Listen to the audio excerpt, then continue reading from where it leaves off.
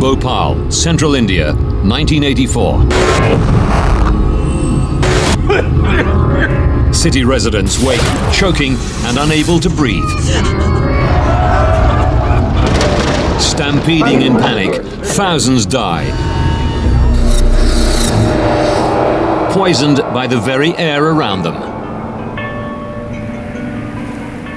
An American-owned factory, supposedly rigged with safety systems, triggers the world's deadliest industrial accident.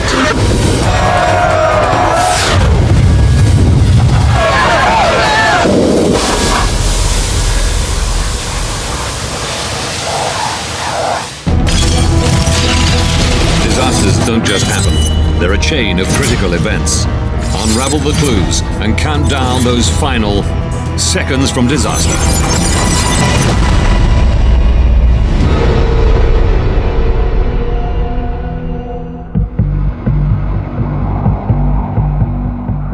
Bhopal, India. December 3rd, 1984. 5 past midnight. And at the Union Carbide pesticide plant, workers detect a minor gas leak and phone it in.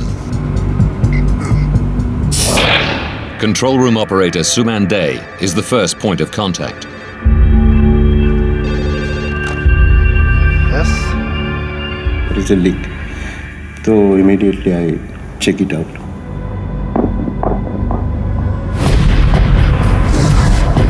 Suman leaves the control room to search for the leak. He heads over to the storage area where the plant's most volatile chemicals are kept buried under a thick layer of concrete. Alongside phosgene, used as a chemical weapon during World War I, is a massive volume of MIC, methyl isocyanate, the main ingredient of 7, the pesticide the plant produces. It's one of the world's most toxic chemicals. A huge amount of MIC was being kept there. All the chemicals are equally dangerous. Everybody has to be very cautious if anything goes wrong. The distinctive smell of gas tells Suman the leak is close by.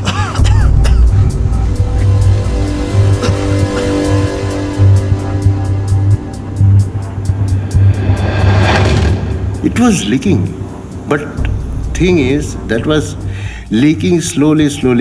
Minor gas leaks are a regular occurrence, and the workers have had to learn to live with the choking effects.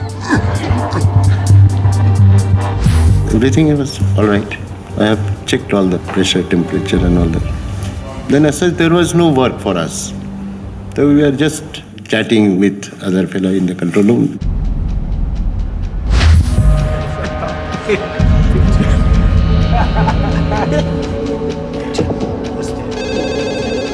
Plant workers call again. At the 15-year-old plant, inaccurate meter readings are common, so Suman takes another look at the pressure gauge. I found that the needle is 0 to 0. In minutes, the pressure in the chemical storage tanks has shot off a scale.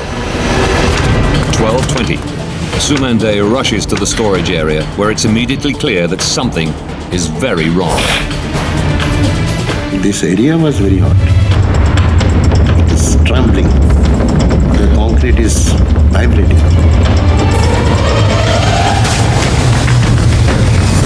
As Suman sprints for the control room, gas escapes into the factory's maze of pipes. There was a big, huge hissing sound, like a steam engine, 12:30. Suman implements emergency procedures to neutralize the gas as it passes through a cleaning column called the vent gas scrubber. But nothing happens. Then the gas passes through the flare tower, designed to burn off any escaping gas. No, it's not working. But again, nothing. Under huge pressure, the gas hurtles through the network of pipes, up a venting chimney, and out into the atmosphere.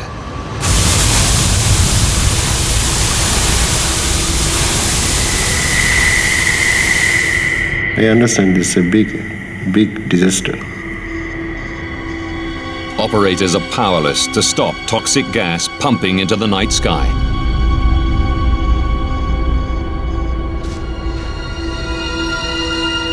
I announced that there is a big leakage from the storage area. Please evacuate.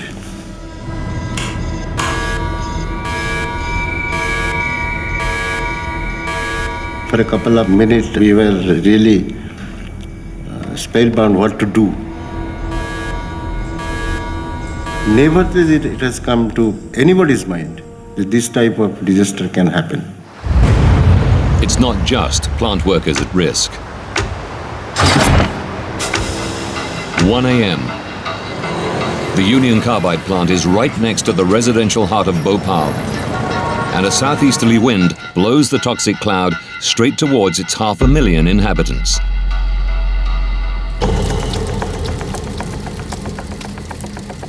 Not far from the factory, plant worker T.R. Chauhan has the weekend off. I was happy because my daughter was very small and I was thinking that there's no headache of night shift. But in the dead of night, he's suddenly woken.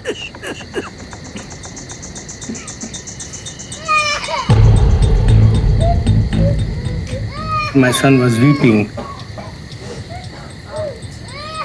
At the same time, we felt some irritation in our eyes.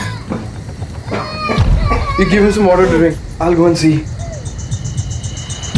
As the gas cloud condenses, it sinks to ground level, cloaking the sleeping city in a poisonous blanket. Almost immediately, empty streets fill with residents, gasping for breath in terrified confusion.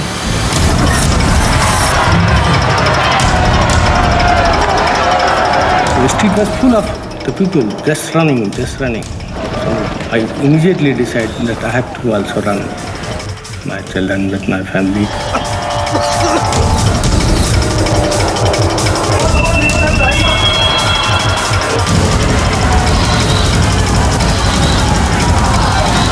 They are vomiting, coughing. You saw the people dying, running, they are falling and dying. Meanwhile, at the factory, safety systems that neutralize or burn the gas still aren't working. And the factory's final barrier to all-out disaster is also failing. Workers have grabbed emergency water hoses to spray and dissolve the escaping gas. But the water jets aren't powerful enough to reach the gas spewing from the chimney. After half an hour, the flow of toxic gas shows no sign of slowing down.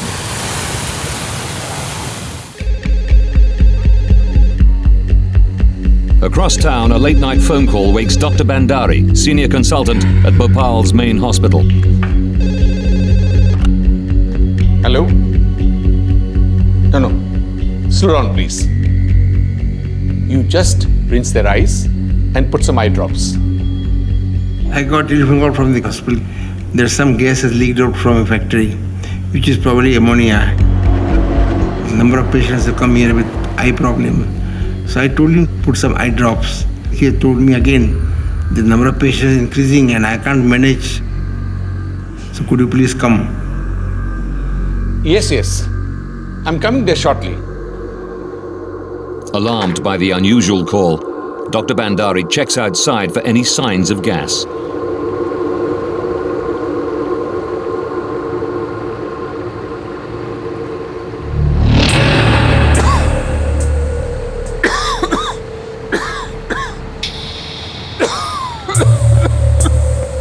I went inside. I was quite breathless and constantly coughing.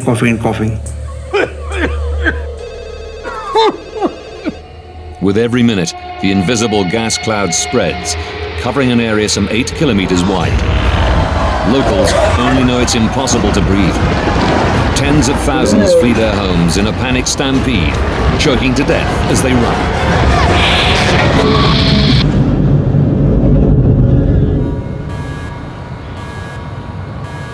At the Union Carbide plant, Suman Day is safely sealed inside the control room.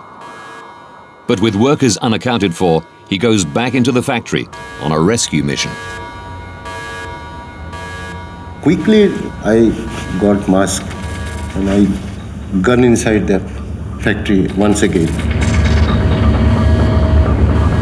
I was thinking to save all the people who are working there. But he's soon running out of air. I was so scared, I was so frightened. In that fraction of moment, I was thinking maybe it's my end.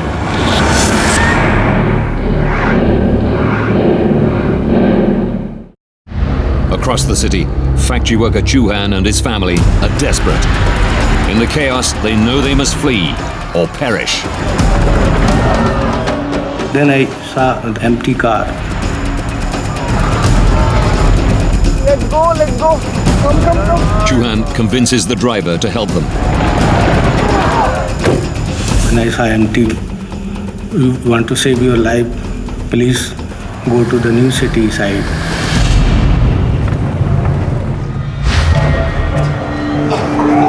After a violent coughing fit, Dr. Bandari has recovered enough to reach the hospital. As soon as I reached the hospital, I saw a lot number of people standing there, waiting for the treatment.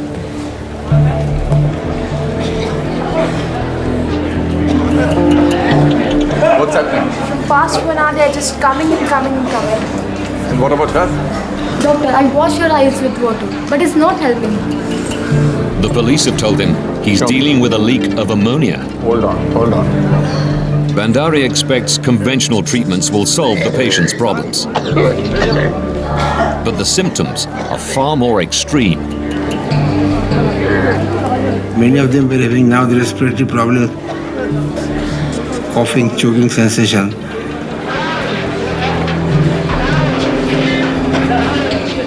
His standard remedies are ineffective.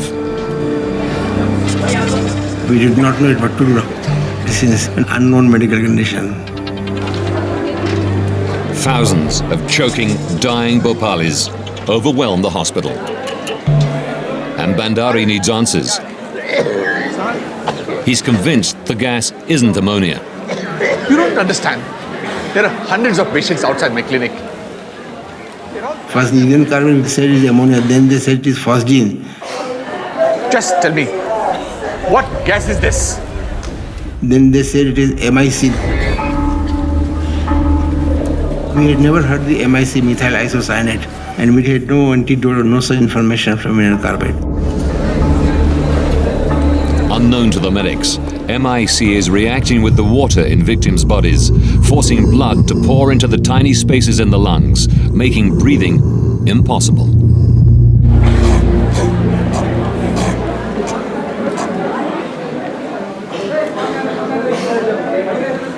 Many died instantaneously on the spot. Especially those who were running and they inhaled the gas, and immediately lung became swollen and the people drowned in their own secretions. From 3 o'clock onwards, we started getting line of dead bodies.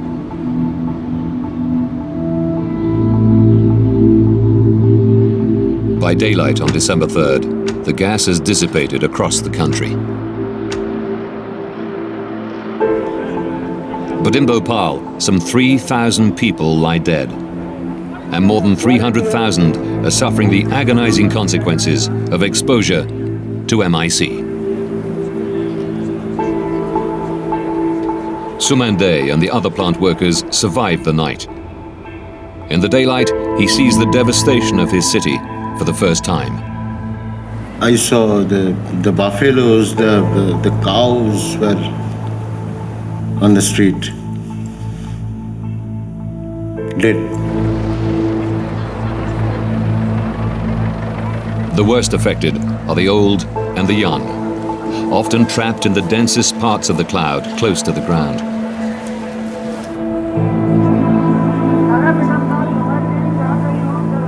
Within hours, Bhopal hits the headlines. The death toll in the Bhopal disaster stands at over 2,500, the worst industrial accident in history.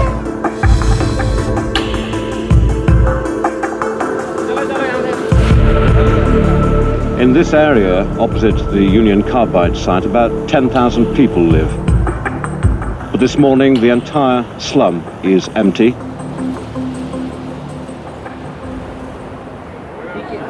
horror at the scale of suffering is followed by a simple question. How could this happen? The day after the disaster, the Indian government dispatches chemist Dr. Thiagarajan to make the plant safe. Absolutely horrifying situation. People were still on the street, dead bodies were there, and people were crying, and it was panic.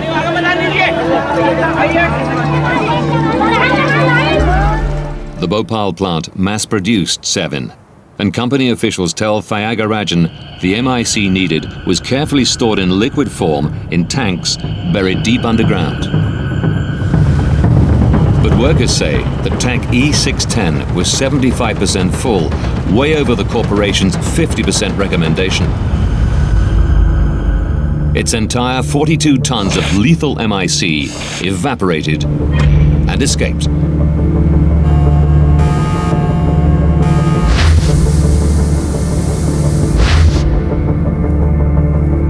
And then Thiagarajan makes another shocking discovery. The second line of discussion with the people there was, is there any more MIC? Anywhere. That was the time we got the most devastating information. Yes, there is MIC in 611. How much? For 35 tons. Oh my God, as much as it went out yesterday.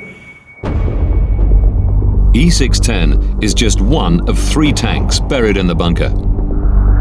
Bhopal had massive storage capacity, but unlike other Union Carbide factories, it was only producing a few tons of Sevin per day. So a huge backlog of MIC was stored for weeks on end. One tank should be kept empty as a backup, but workers say that at Bhopal, all 3 carry the deadly chemical. Only E610 has burst, but there's no telling if the others may blow too. Thiagarajan must urgently make them safe. As Bhopal reels from the disaster, Union Carbide CEO Warren Anderson flies in from America to assess the situation. When police realize Anderson is the man ultimately responsible for the plant, they arrest him. What I'd like to do, and I hope you can help me, is tell my wife I'm alive and well and hi, Mom. But local journalists like Rajkumar Keswami think the police action is just for show. At the airport itself, he was informed that he was under arrest. But he was not taken into a lockup. He was taken to the Union Carbide guest house, which was the most beautiful place in those days in Bhopal. Hours later, Anderson is released on bail and quickly flees the country.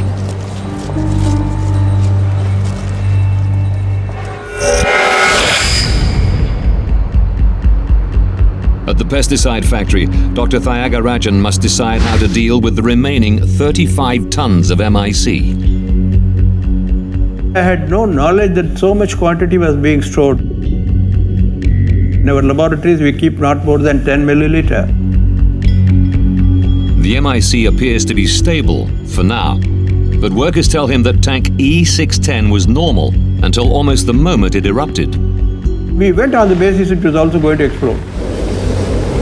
Because as chemists, we are trained to think of the worst and then you work back. Thiagarajan knows it's vital they dispose of every last drop to avoid a second disaster. But there's only one terrifying way to do it. Switch the malfunctioning factory back on.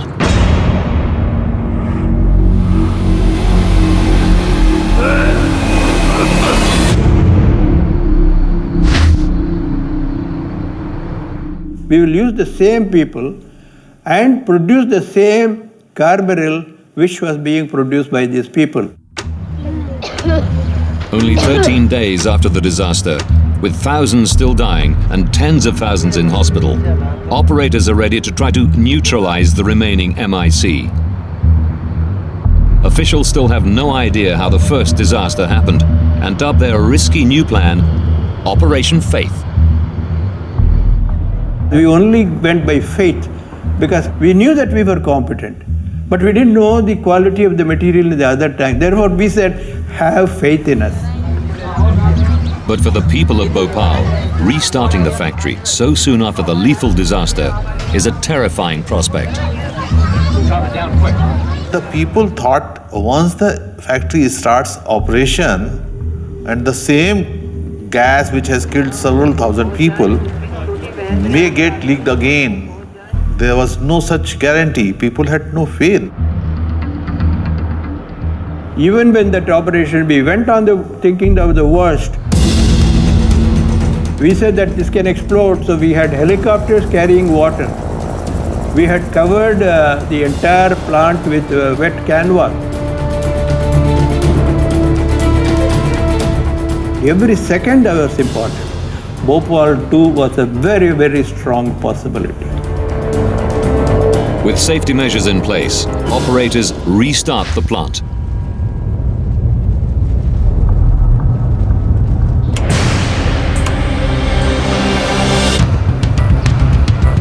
As production begins, Bhopalis panic and flee the city. Many people left Bhopal. Nobody wanted to risk his life by taking any chance.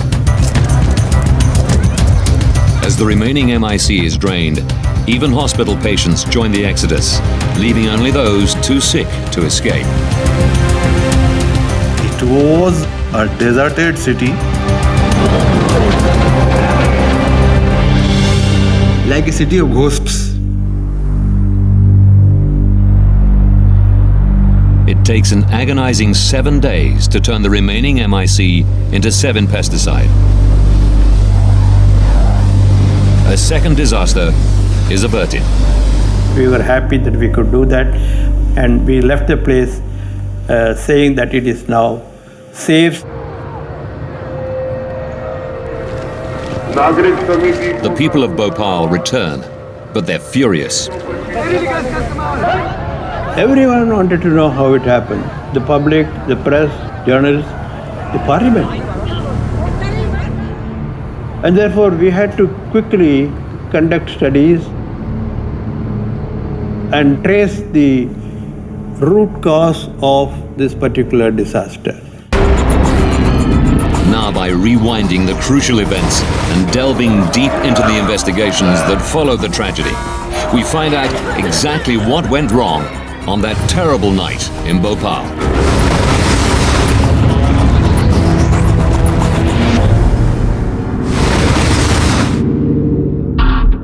Dr. Thyagarajan knows 42 tons of deadly MIC, stored safely as liquid in an underground tank, turned into a gas and escaped into the atmosphere, killing thousands. Now he must find out how. The tank area was the one which was very, very revealing. He goes straight to the storage bunker, where he finds massive cracks in the tank's concrete casing. The tank has shifted position. This is dramatic evidence of a violent chemical reaction on a huge scale. Investigators dig up the buried tank E610 to find out how the gas escaped. Despite evidence of enormous pressure, the tank itself hasn't split. Thyagarajan's team discover that the emergency pressure release valve is ruptured. The gas escaped through the emergency venting system and out into the atmosphere.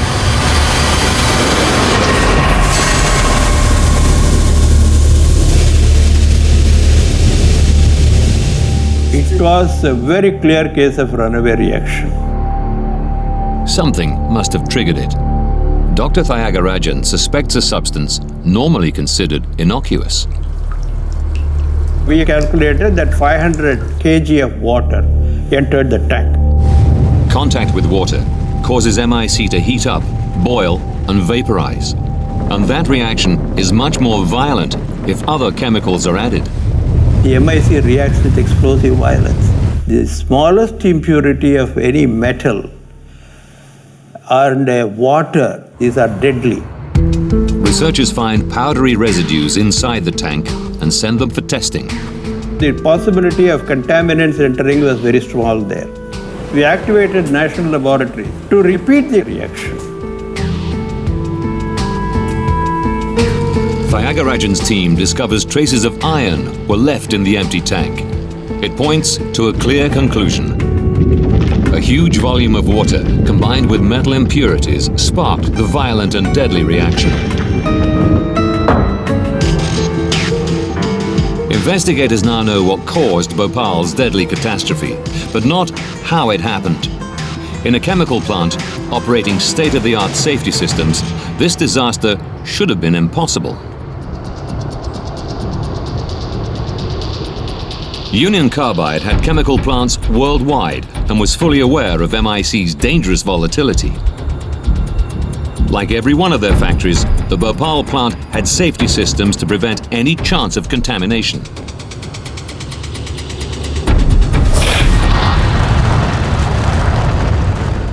We're all here to learn more about what happened in Bhopal, India. Within days of the disaster, Union Carbide boss Warren Anderson claims this was no accident. It doesn't sound like something that's inadvertent, and it could be a deliberate action. With a clear implication of sabotage within the plant, trade unions representing workers seek an independent opinion. They invite American investigator Michael Wright to Bhopal, but the authorities deny him a work visa, so he must operate in secret. Neither Union Carbide nor the Indian government really wanted us there. They didn't want somebody independent mucking around in their investigation. As Health and Safety Director for America's Steelworkers Union, his expertise is in the safe operation of large factories. Things like Bhopal are what we technically call low probability, high consequence events. These are accidents that happen rarely, but when they happen, they're huge, they're catastrophic. With no official cooperation, Wright is forced to travel as a tourist to Bhopal. There, he witnesses the scale of the suffering firsthand.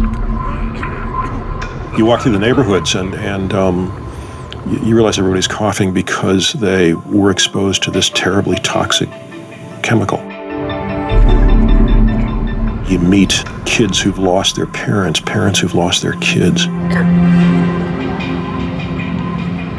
We have to put aside the horror of what happened and figure out how it happened.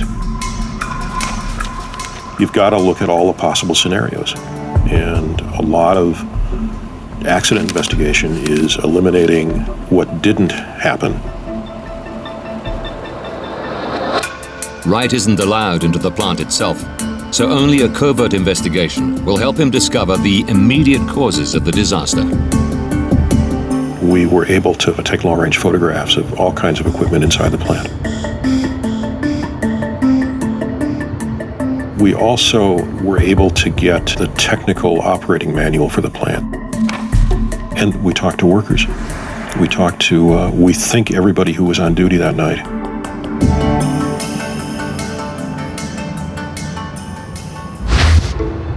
Indian investigators discovered that water entered the MIC tank and triggered the fatal accident.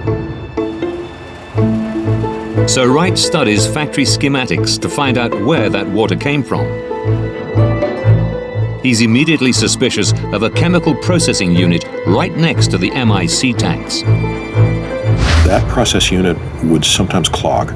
The way you cleared the clogs was by hooking up a water hose and blowing water through the system. That wasn't a dangerous operation. But in clandestine meetings, factory operators tell him corners had been cut.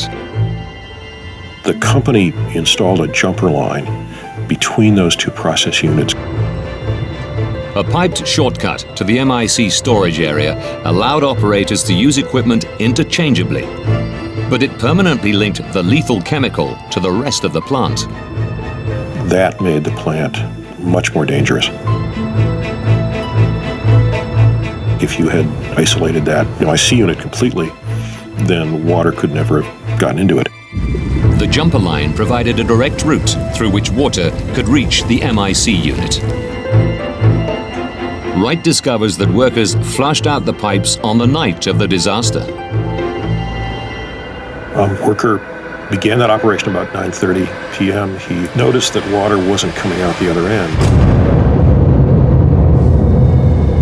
Eventually, water did start coming out the end, and everybody thought things were fine. They were unaware that a backlog of water headed through connecting pipes towards the MIC unit. But still, a simple safety device should have blocked its progress. This metal plate, called a slip blind, slides into the junction of two pipe sections, forming a watertight seal whenever pipes are being washed. That slip blind was not there, is what allowed water to get into the tank. Even if water did reach the MIC tanks, the plant schematics tell Wright there is one last barrier to stop it getting in. Inert nitrogen gas is pumped into the MIC tank, providing a safe high-pressure layer between the lethal liquid and the rest of the plant. It's a system Wright has seen before. It's safe and efficient, usually. But plant workers reveal faults in the system. The 30th number, I saw they are performing the pressurizing the 610, but they're not able to pressurize. In a 15-year-old plant, staff were accustomed to occasional faulty readings. But plant worker Chauhan knew a total failure to pressurize the tank could only mean one thing. It means there's a leakage in vent line. Checking the factory records, Chauhan sees the problem has gone unreported for weeks. About more than 20 days it was not holding pressure. There's no recording of pressure in the lock sheet. And if a faulty valve is letting nitrogen out, it could let water in. Water took a pathway to that valve, and that valve would have stopped it. But as the valve was leaking, we think water got through and made it into the MIC tank.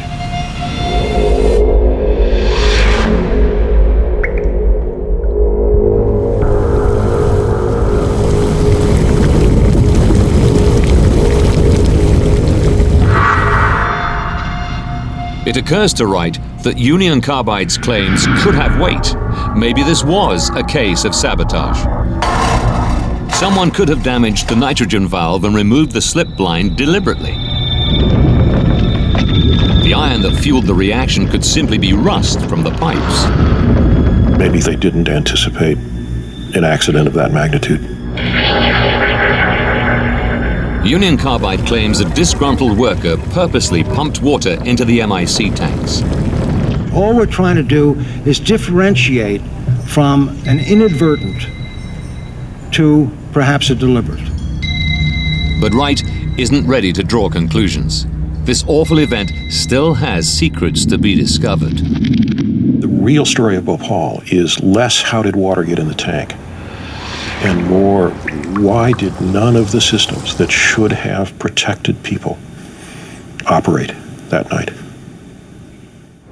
The first safeguard was the vent gas scrubber.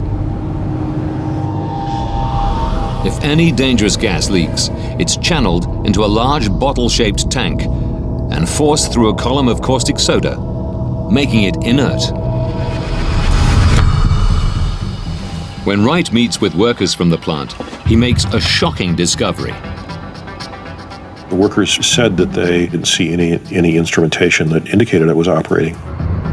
The vent gas scrubber, the first of 3 critical lines of defense, was out of action. Wright switches attention to the other safety features. MIC is highly flammable, and a flare tower sits ready to burn off any MIC gas that hasn't been neutralized. But he finds it wasn't working either. They had taken a piece of corroded pipe, about a 4-foot section, out of it, had never gotten around to replacing it. Had that been operating, it would have completely eliminated the release. With 2 systems down, there was one last mechanism to protect the people of Bhopal from the MIC gas. Hoses are positioned around the emergency vent stack, and workers are trained to spray water into any remaining gas as it leaves the chimney. MIC dissolves in water, so the gas should drop to the ground.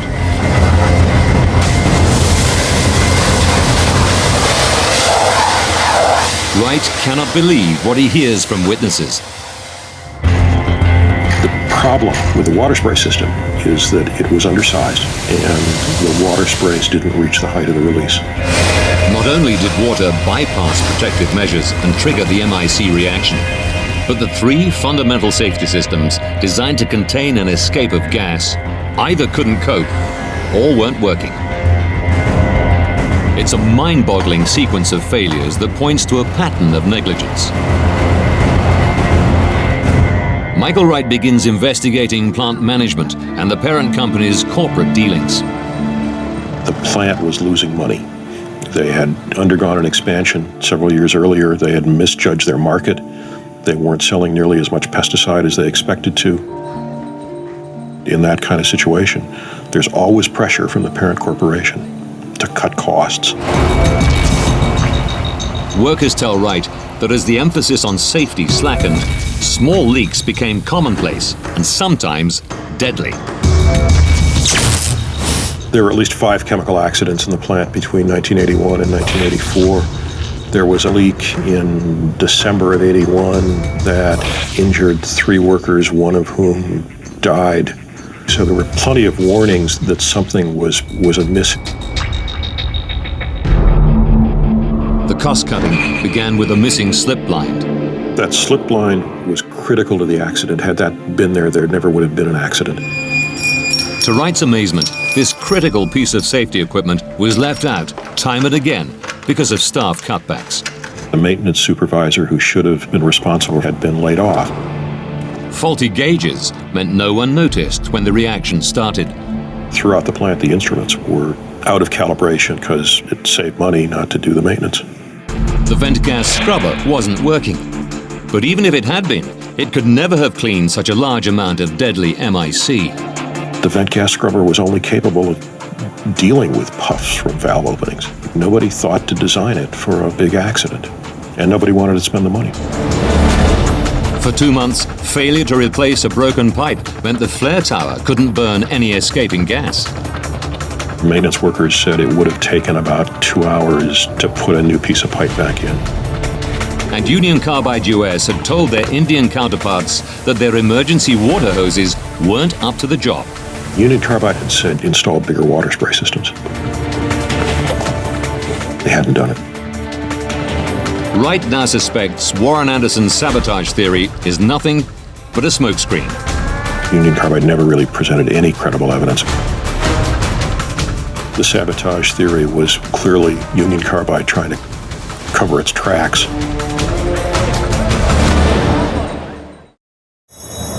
Michael Wright sees an alternative explanation for the catastrophe at Bhopal. In a factory working with one of the world's most toxic chemicals, massive cost-cutting invited a massive disaster. By 1984, Union Carbide has cut the equivalent of $1.25 million from Bhopal's annual running cost. But the plant is still losing money. All the evidence points to an incredible chain of failures and negligence by Union Carbide management. A lot of things had to go wrong in Bhopal, but they all went wrong. And they all went wrong because management made fundamental decisions to save money at the expense of safety. Wright now completely discounts sabotage. This catastrophe was the company's fault.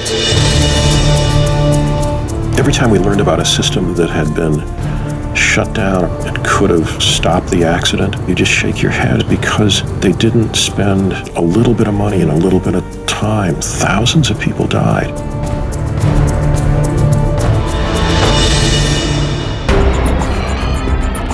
Now the investigation is complete. We can replay the exact chain of accidents and errors that overtook the Bhopal factory and killed 3,000 people on that fatal night in December 1984.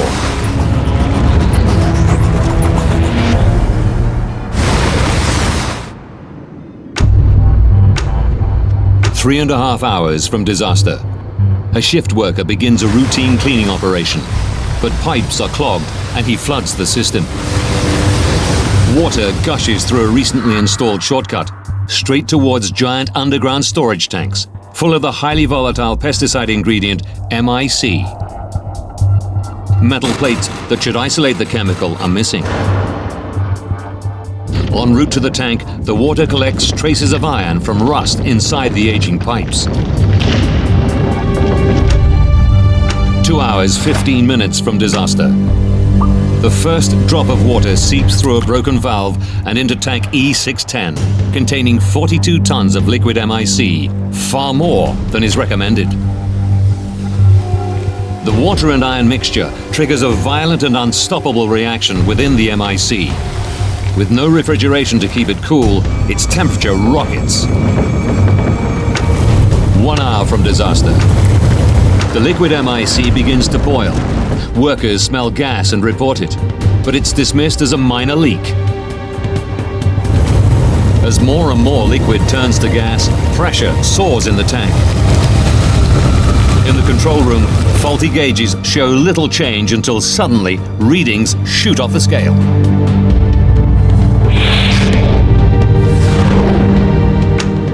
"35 minutes from disaster. Control room operator Suman Day witnesses the runaway reaction firsthand as the spiraling pressure blows the tank's safety valve and cracks its concrete storage bunker. High-pressure MIC hurtles into the vent gas scrubber. Workers expected to neutralize escaping gas, but it's out of action. Even if it was working, it's only designed to cope with minor leaks. Tons of superheated MIC rush straight through it. 15 minutes from disaster. The toxic gas streams past the flare tower, a backup safety system that should burn off escaping gas. It's also out of action, and lethal MIC bursts into the night sky. 10 minutes from disaster. In a last-ditch attempt to neutralize the escaping gas, plant workers turn on emergency water cannons. They are woefully underpowered and cannot reach the venting gas. 1 a.m., December 3rd, 1984. A lethal cloud of MIC gas, one of the most toxic substances on Earth, descends on Bhopal and its 500,000 residents, killing 3,000 people in a matter of hours.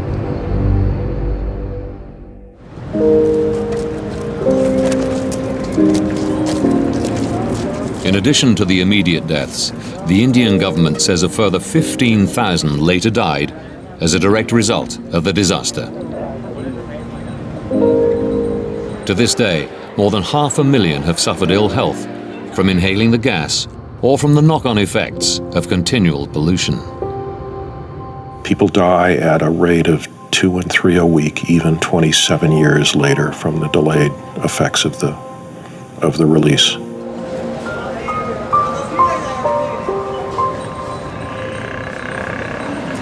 Following the disaster, Union Carbide abandoned the plant. It remains standing, a rusting hulk that casts a permanent shadow over the city of Bhopal. The factory has never been cleaned up, and groundwater studies from the site show evidence of chronic toxicity. 5 years after the disaster, Union Carbide America agreed to pay a compensation package of $470 million, only around $600 per victim. As part of the deal, the corporation demanded immunity from any future criminal charges. Former CEO Warren Anderson, now in his 90s, retired to Long Island, New York. In 2010, 8 former managers from Union Carbide India were convicted of death by negligence and fined $2,000 each. And to this day, the company insists the catastrophe was an act of sabotage. The people we met in Bhopal are survivors of enormous courage, enormous humanity. Their story should be told. And the loved ones who they lost should always be remembered.